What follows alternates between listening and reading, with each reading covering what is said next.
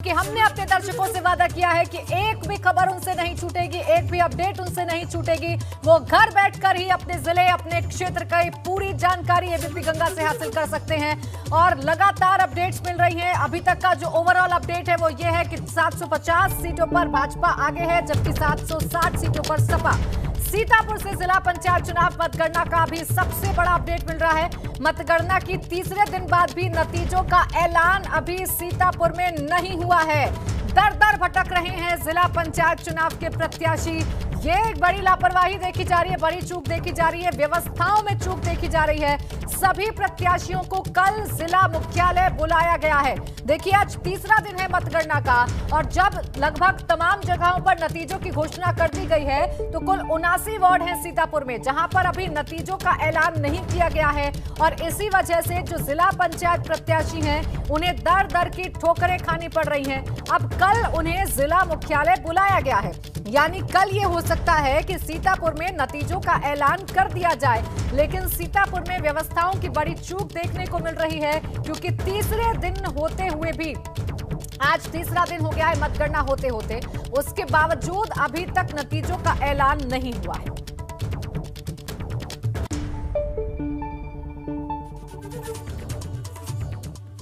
और बाराबंकी से भी एक अपडेट मिल रहा है। बाराबंकी मतगणना से जुड़ा हुआ अपडेट हम आप तक पहुंचा दें। बाराबंकी जिला पंचायत चुनाव मतगणना पर यह बड़ा अपडेट मिल रहा है। बाराबंकी के सभी 57 वार्ड के नतीजे अब घोषित कर दिए गए हैं। बाराबंकी में कुल 57 वार्ड हैं, जिनमें से सपा ने 24 सीट पर जीत दर्ज की है।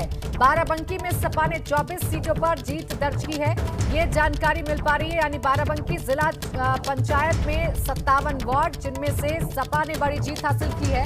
सपा ने कुल 24 सीटों पर अपना कब्जा कर लिया है।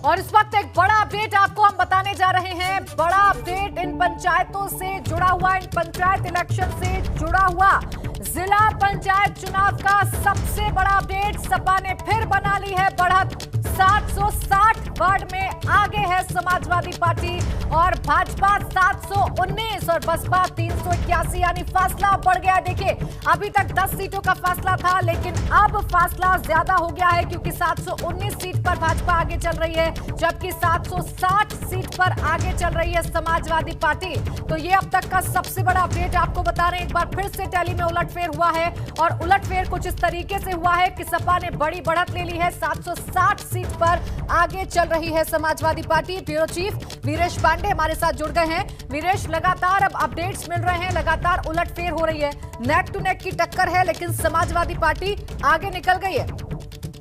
देखिए प्राची, जो यूपी की सियासत का ये जो सेमीफाइनल है वो ये बताता है कि जो फाइनल होगा वो बेहद रोमांचक होगा। रोमांचक इस लिहाज से होगा कि बिना तैयारी के समाजवादी पार्टी बढ़त बना ही हुई है। यानी अखिलेश यादव फ्रंट पर नहीं थे, संगठन के लोग नहीं थे, प्रदेश अध्यक्ष जो नरेश उत्तम है, आपने देखा होगा, न सुना होगा कि कहीं पंचायत चुनाव में बहुत सक्रियता से लगे हुए थे। समाजवादी पार्टी के अगर कार्यालय में चले जाएं वहां सूनापन था, लेकिन Bharatiya Janata party ward level अध्यक्ष हैं, वो लगातार दौरे कर रहे थे और सुनील बंसल भी बैठक ले रहे थे और साथ ही साथ मुख्यमंत्री भी उसमें शामिल थे।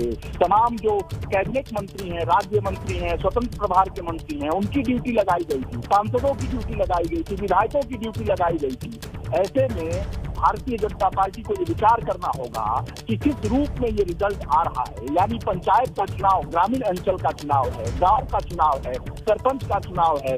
ऐसे में जमीनी हकीकत क्या है, यानी शहर से इतर गांवों में किस पार्टी का दबदबा है। बिना तैयारी के समाजवादी पार्टी को अगर वोट मिल रहे हैं तो यानी ये साफ जाहिर है कि स्वतः स्फूर्त लोग मतदान कर रहे हैं समाजवादी पार्टी को। इससे जाहिर है, इससे किसी भी राजनीतिक पंडित को कोई इससे अलग राय नहीं रख सकता। अगर राय रख सकता है तो वो कुतर्क कर रहा है। यानी बिना तैयारी के समाजवादी पार्टी को वोट मिल रहे हैं, सीट मिल रही है। एबीपी जनता लगातार इस बात को दिखा रहा है। मैं आपको बताऊं कि इससे पहले के जो पंचायत चुनाव होते थे वो कभी भी इस रूप में कवरेज नहीं होती थी। तो कोई भी पार्टी अपने आप खड़े होकर बोलती थी कि मैं 1000 सीट पा गया, तो कोई बोलता था कि 1900 पा गया, कोई बोलता था 2000 पा गया। सब अपने अपने दावे करते थे और कोई बताने वाला नहीं था। लेकिन एबीपी गंगा ने इस बार साफ जाहिर कर दिया है, जो निरंतरता हम बनाए हुए हैं कवरेज में, और इसी की जो जरूरत है, सभी पार्टियां आंख गड़ाए बैठी हुई हैं। इसलिए आंकड़ों का खेल कोई बता नहीं सकता,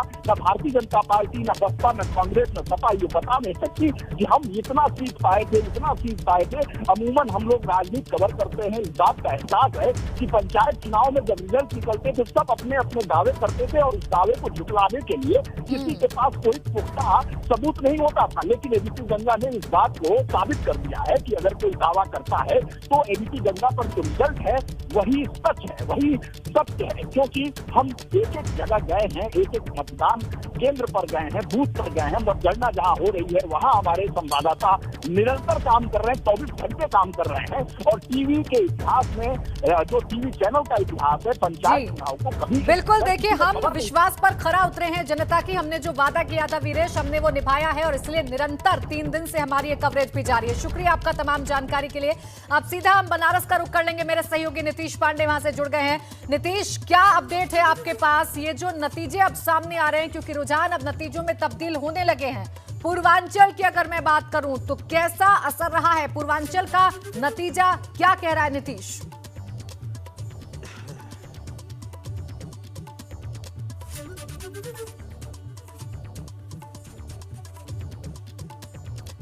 नीतीश, आपको आवाज मिल पा रही है?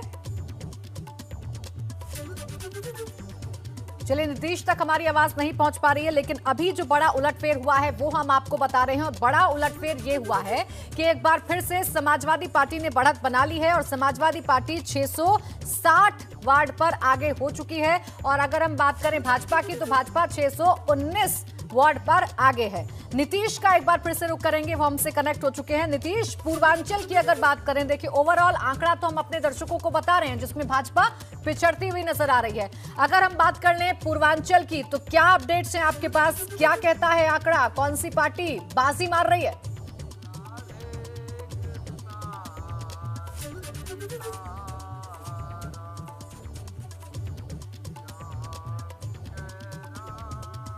नीतीश, आपको आवाज मिल रही है? जी प्राची, सवाल एक बार और दोहरा दें। बिल्कुल नीतीश, देखिए सवाल ये है कि हम पूरा ओवरऑल आंकड़ा तो अपने दर्शकों को दिखाई रहे हैं, और दर्शकों की सहूलियत के हिसाब से हम क्षेत्र वाइज भी चीजों को बांटकर दिखा रहे हैं। आपसे मैं जानना चाहूंगी कि पूर्वांचल के लिहाज से ये जो जिला पंचायत का चुनाव है वो क्या कहता है? कौन सी पार्टी बाजी मार ले गई?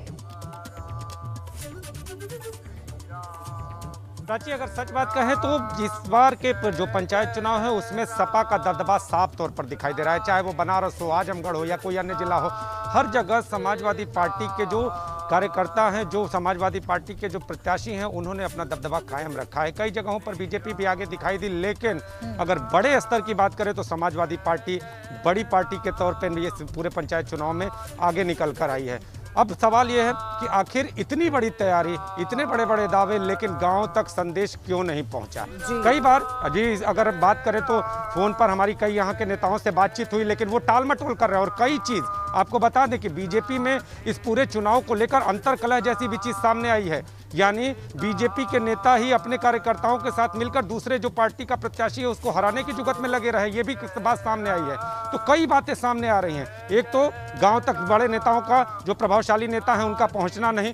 दूसरा, अगर बात करें तो जो प्रभावशाली नेता है वो अपना प्रभाव तो ना छोड़ पाए। इसके अलावा अगर देखें तो पार्टी की फूट, अगर जो बात करें अंतर्कलह जैसी जो बात सामने आई है वो भी प्रभावित करती रही। और जनता तक सरकार का मैसेज पहुंचाने में जो लोग नाकाम हुए हैं वो भी एक बात सामने आई। कोरोना और कोरोना का दुष्प्रभाव अपनी जगह था। तो ये सारे कारण मिलके जो सपा की सीट है उनको बढ़ाने का काम किया है। अभी बनारस में 2 सीटों पर रिकाउंटिंग चल रही है, और वहां पर जो स्थिति है, समाजवादी पार्टी अगर बात करें एक सीट पर तो सेक्टर 1 से, हरहुआ ब्लॉक के सेक्टर 1 से समाजवादी पार्टी और एक सेक्टर से बीजेपी का प्रत्याशी विजयी हो चुका था, लेकिन बसपा के प्रत्याशी ने इस पर अपनी आपत्ति जाहिर की और यहाँ पर रिकाउंटिंग जारी है। अब रिकाउंटिंग के नतीजे क्या होंगे वो आने वाला वक्त बताएगा, लेकिन जो स्थिति है, सपा का झंडा बुलंद है इस पूरे पंचायत चुनाव में। प्राची, बिल्कुल, समाजवादी पार्टी का जो झंडा है वो बुलंद नजर आ रहा है जैसा आप बता रहे हैं, और कहीं ना कहीं जो अंतर कला है भाजपा की वो भी सामने आ रही है। लेकिन हम बात करें अगर अन्य की, तो नीतीश जो अन्य हैं, जो निर्दलीय हैं, उनका भी अच्छा खासा परचम लहरता हुआ नजर आया है। उन्होंने भी अच्छी खासी सीट पर अपना कब्जा किया है। बनारस की बात करूं तो यहां पर किस तरीके की स्थिति है, जो निर्दलीय और जो अन्य हैं कितनी सीटें अपने खाते में डाल पाए? प्राची, अगर पूरा आंकड़ा बता दूं तो समाजवादी पार्टी 15, बीजेपी 7, सपा 15 है, और इसके साथ ही बसपा की बात करें तो 5, कांग्रेस 5, 2 सीट पर सुभाषपा और 6 सीट निर्दलीय के खाते में। अगर ये 6 सीटें भी निर्दलीय के खाते में जा रही हैं तो ये कहना गलत ना होगा कि निर्दलीयों पर भी जो आम जनता है, जो ग्रामीण जनता है, उनका खास तौर पे उनका आकर्षण देखने को मिला है। अब बता दें कि जिस तरह से पार्टीज हैं, पार्टी के जो कार्यकर्ता हैं, बीजेपी की बात करें, पार्टी वाइज अगर हम बात करें तो भारतीय जनता पार्टी के कार्यकर्ता लगातार ये शिकायत करते रहे कि हमारे जो प्रभावशाली नेता हैं वो जमीन पर नहीं उतर रहे। अगर बनारस में बात कर लें तो जिलाध्यक्ष और एक अन्य नेता को छोड़कर कोई हमको गाँव में घूमता हुआ दिखाई नहीं दिया। उसके अलावा अगर अन्य पार्टी की बात करें, समाजवादी पार्टी में भी, तो समाजवादी पार्टी जो कि कही जाती है कि इस पूरे पंचायत चुनाव का समीकरण आज का नहीं बल्कि पुरातन तौर पे भी देखें तो पूरे पंचायत चुनाव के समीकरण को भली भांति जानती है समाजवादी पार्टी, और वो समाजवादी पार्टी इस बार के चुनाव में सफलता हासिल करने में पूरी तरह से कामयाब हुई है। और अगर बात करें बसपा, जिसको कहा जाता है कि जिसका जमीनी वोट, ग्रामीण वोट होता है, बसपा की वोट में और इसके साथ ही बीजेपी के वोट में समाजवादी पार्टी के जो कार्यकर्ता हैं उन्होंने सेंधमारी की है। और अन्य दल अगर बात करें तो कांग्रेस लगातार कह रही थी कि हम पंचायत चुनाव में बड़े जोरों शोरों से एकदम तैयारी में हैं, जमीन तक जा रहे हैं, जनता से जुड़ रहे हैं, पूरी तैयारी हुई थी, बाकायदा एक विंग इसके लिए अपना पूरी तैयार की गई थी कि आप गांव-गांव जाएं, अपनी चीज़ों को बताएं, अपनी जो रणनीति है उनको बताएं। तो ये सारी चीज़ें बताने के बावजूद भी मात्र 5 सीट यानी कांग्रेस को भी जनता ने नकारा है, ग्रामीण जनता ने नकारा है। और 6 सीट साफ तौर पर अगर है, 6 सीट जिस तरह से निर्दलियों को मिली है और 2 सीट सुभाषपा को मिली है, सुभाषपा समर्थित जो प्रत्याशी है 2 सीट मिली है, तो सुभाषपा के प्रति भी थोड़ा सा आकर्षण है। लेकिन 6 सीट जो अगर बात करें निर्दलीय लोगों की, तो जिस तरह से स्थानीय जनता का चुनाव होता है, इसमें नेता वही होता है जिसको आम जनता पहचाने। उस तरह की चीज़ें भी बनारस में देखने को, और सिर्फ बनारस ही नहीं बल्कि बनारस से सटे हुए जो अन्य जिले हैं वहाँ पर भी देखने को आई है। तो सोचना इस बार बीजेपी को होगा कि जो अपने इस चुनाव को, जिसे सेमीफाइनल के तौर पे, विधानसभा चुनाव के सेमीफाइनल के तौर पे लिया जा रहा था, उस चुनाव को कैसे खोया, क्यों खोया, आखिर कमी कहाँ रह गई? जी प्राची। बिल्कुल नीतीश, कमी कहाँ रह गई ये तो अब सोचना होगा भाजपा के नेताओं को भी। नीतीश, आपसे अपडेट जानना चाहेंगे कि क्या आधिकारिक तौर पर बनारस के जितने भी वार्ड हैं सब पर नतीजे घोषित हो गए हैं? बस एक वो सीट जहां पर दोबारा से रिकाउंटिंग हो रही है यानी जहां पर दोबारा मतगणना हो रही है उसको छोड़कर? प्राची, अभी आधिकारिक तौर पर पूरी घोषणा नहीं हुई है, लेकिन जो काउंटिंग है अभी सिर्फ 2 सीटों पे रिकाउंटिंग अभी जारी है। बाकी अन्य सारी सीटों की काउंटिंग जो मतगणना है वो पूरी तरह से पूरी हो चुकी है। कई के प्रमाण पत्र भी दिए जा चुके हैं। अब आपको बताएं, एक मामला यहाँ और सामने आया है जो समाजवादी पार्टी लगातार आरोप लगा रही थी। वो ये कह रही है कि जैसे ही इन लोगों की काउंटिंग पूरी होती है, इनको जीत की घोषणा हो जाती है इनकी, फिर इनको प्रमाण पत्र देने के लिए बुलाया जाता है और फिर बाद में इनको कहा जाता है कि आप तो चुनाव हार गए। तो कई सारे आरोप भी रहे हैं और कई सारी चीज़ें सामने आई हैं। लेकिन अभी जो रिकाउंटिंग है, अगर कहें यहाँ पर तो रिकाउंटिंग जारी है। रिकाउंटिंग के बाद जो नतीजे सामने आएंगे, ये देखना है कि ये 2 सीटें किसके खाते में और जाती हैं, ये देखने वाली बात होगी। फिलहाल बीजेपी के कार्यकर्ताओं का मनोबल कहीं डाउन दिख रहा है इस चुनाव के नतीजों के बाद से। बिल्कुल जाहिर सी बात है, जिस तरीके के नतीजे सामने आए हैं उसके बाद मनोबल कम दिखना जाहिर सी बात है। और उधर समाजवादी पार्टी की बात करें तो समाजवादी पार्टी के जो कार्यकर्ता हैं उनका कॉन्फिडेंस लेवल नीतीश इस बार कुछ अलग ही नजर आ रहा है। नीतीश, क्या वजह आपको समझ में आती है? देखिए, हमारी इतनी बड़ी कवरेज और लगातार आप ग्राउंड पर उतरे हुए हैं, बिना थके बिना रुके आप हमारे दर्शकों तक खबर पहुंचा रहे हैं, अपडेट पहुंचा रहे हैं। क्या वजह आपको समझ में आती है? लोगों के बीच में आप रहते हैं, जो इस तरीके की परफॉर्मेंस रही है भाजपा की बनारस में। प्राची, अगर बता दें तो बनारस तो कहा जाता है कि भाजपा का गढ़ है और गांव में विकास भी हुए, कई गांव में विकास हुए और कई गांव जो हैं वो ये भी कहते रहे कि हम विकास से अभी भी थोड़े बहुत अछूते रह गए, लेकिन वहाँ पर भी अगर बात करें तो बिजली पानी की व्यवस्था लगभग 100% गाँव में हुई है।